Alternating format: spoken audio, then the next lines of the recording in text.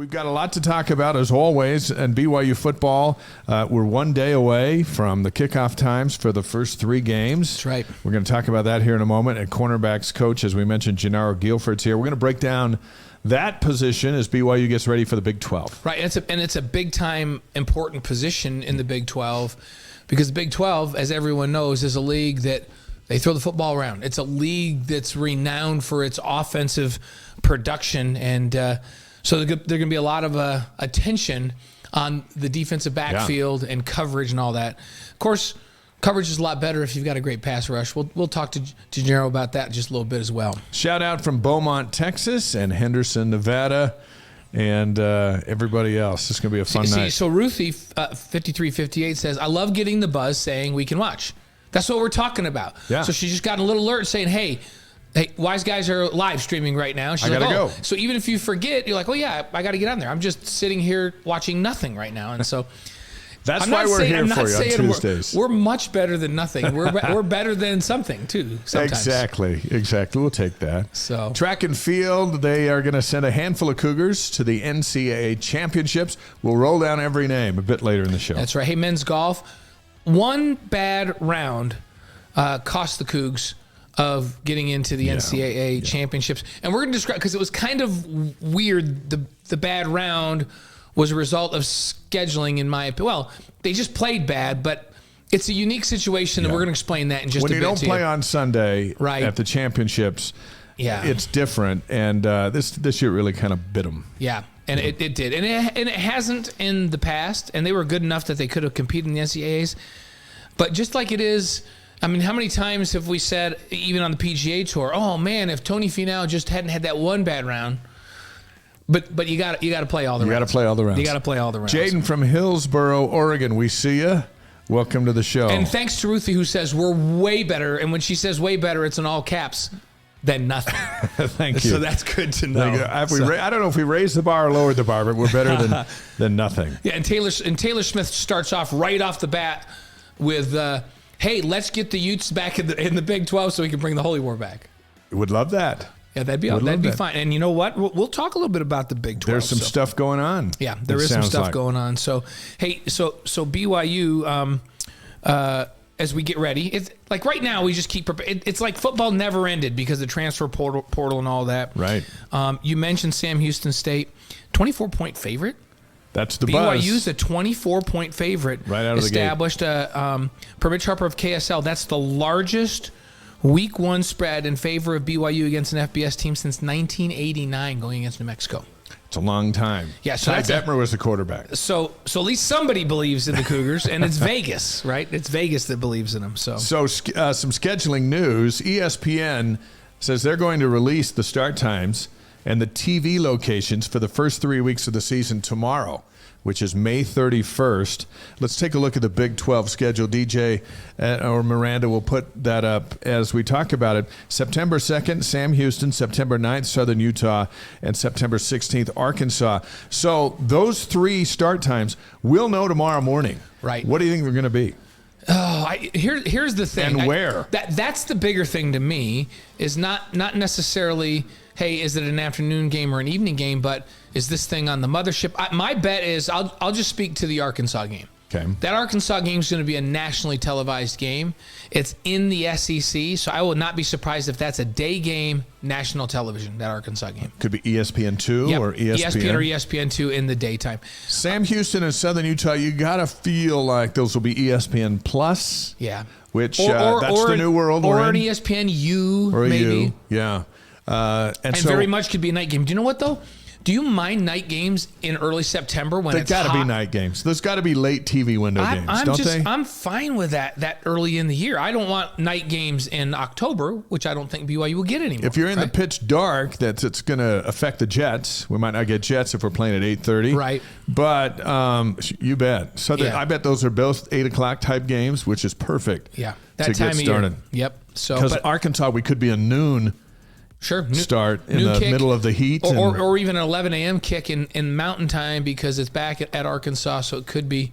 And then the rest of them, we could learn start times like 6 days out. Right. As Fox and ESPN, which own the league, they have that right. There's no reason to roll out October until you get to October. Right. And you know what? BYU will appear, the better they are as the season progresses in terms of a record, the more exposure they will get because the more they will be featured in, Fox National or ESPN national games.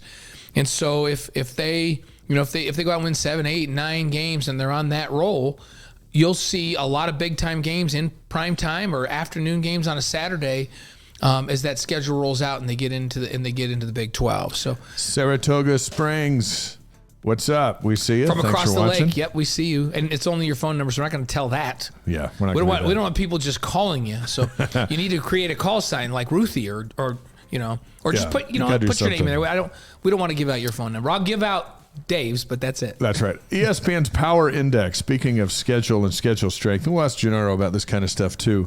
The Cougars have the third toughest schedule among the 14 teams in the Big 12, according to the ESPN Football Power Index. Right, and in national rankings, Texas' schedule is ranked number 12 in the country. West Virginia is 26, and BYU is the 28th most difficult schedule in the country, preseason anyhow. Yeah. These things kind of morph and change because sometimes they could be tougher. Yeah, sometimes you think there's teams that are going to be really, really good. Like everybody thought Oklahoma, if you played Oklahoma preseason, you got a lot of, points for that last season, and then they were just kind of okay. Yeah, at the end they were on ESPNU. Right. And so it's, this isn't everything, but it's something. It gives you a starting point where it's a top 20 or top 30 strength of schedule, and that doesn't surprise. And part of it is you're playing a Big 12 schedule, and then most Big 12 teams, and in most years, you don't go on the road and play Arkansas in the SEC. Right. Right. So that's gonna make BYU's schedule. It's gonna tip it a little bit and make it a top 30 type schedule. If Tennessee didn't buy their way out of the opener, Tennessee would be the opener. Right. And then there'd still be Arkansas, and then the Big 12. Yeah, and look in the future, like the way you want to schedule, because you want a schedule to be able to build, and you want to schedule because. And we're going to talk to Coach G here in a little bit, but you want to get kind of a look at your guys and get rotations and do all of that early because you're going to play this long conference season, all P5s. And so typically you're going to have an FCS school in there that should be an automatic win. You're going to have maybe two maybe two FBS teams that are G5 type schools.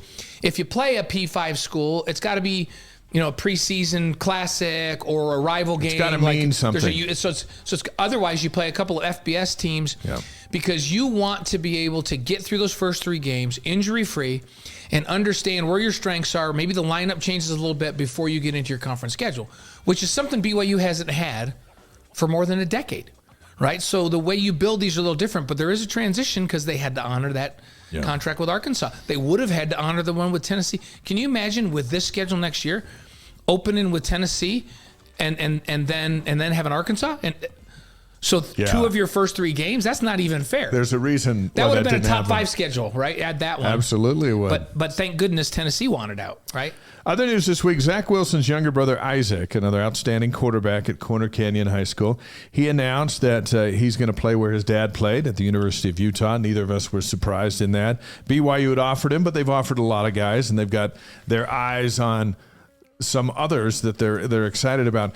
And I wrote in the Deseret News, this was not the Zach Wilson scenario. Remember when Zach Wilson signed with BYU, there was no one. There was Tanner Mangum, and then the cupboard was bare because the guys that Ty had recruited left with Ty. Right. They never came. They went to Tanner McKee, and some of those went elsewhere. Right. And so Zach came in with the opportunity to save the day. To play and right it took away. him a couple of years, but look what he did. But in this scenario this year, you've got Keaton Slovis, and the guy you got right behind was the number 1 junior college quarterback in America. Right. And that's totally different from 2017. And you got a transfer down from Boise State who was a big-time national recruit before that, who's played really well as a transfer and in spring ball. And behind him, you got a freshman that you just brought in who came early in January, who's got a tremendous skill set and huge upside. Yeah, it's a totally different time. And you're riding back-to-back NFL draft picks at quarterback. And grateful for Zach that Zach came, and look what Zach did. Zach helped put BYU in the Big 12. Right. That 11-1 season during COVID when everyone had to sit home, including every Big 12 fan, and watch BYU on Saturday night because no other teams were playing.